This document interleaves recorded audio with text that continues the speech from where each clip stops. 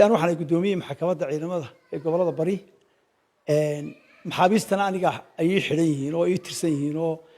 maxkamadda waxay ku jiraan jeelka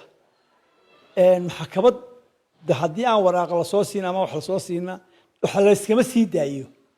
marka ujeedada ay dadkan leeyihiin waa la sii deynaya wax la sii deynayo ma jiraan wasaaradda gaashaandhigga anagana xukunta iyo janamada ciidamada inta wax wara kamaanu maqal wax la leeyahay waxba la sii deynaya maanu maqal wareegtana kumaanu maqal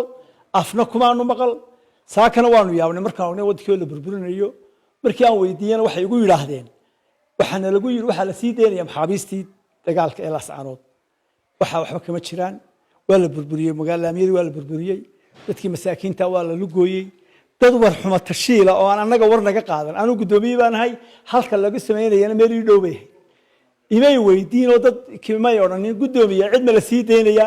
gudoomiye si ma la seel oranaya dadkan lama oranin laamigii iyo dadkii baa lagu bilaabay iyo dadkii masaakiinta midcida la adeejiyo oo gobolkii waxyeelo loo geysto oo adeegii bulshada la kala gooyo ayay ku bilaabeen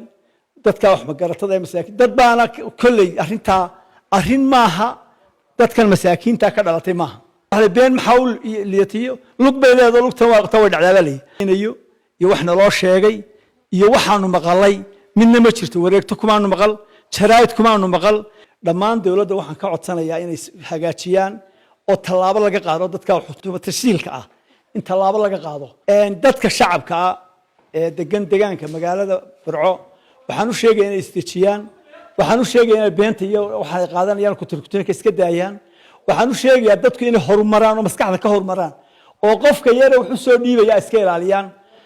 ayaan u sheegayaa aan aad uga codsanaya dad sharaf leh weeye dad dabaaldeg u diyaar garooyo bay ahaayeen dad habaysan bay ahaayeen maanta in qof aan caadi ahayn uu ku guuro oo yiraahdo ka kacay waa nidaam xumo weeye marka waxaan idin sheegayaa dadka dadweynaha gobolka Togdheer boqolkiiba boqol aad iyo aad baan idinku hambalyeynaya wax magaratada wax idin sheegaya idinka faa'iideysanaya iska qabta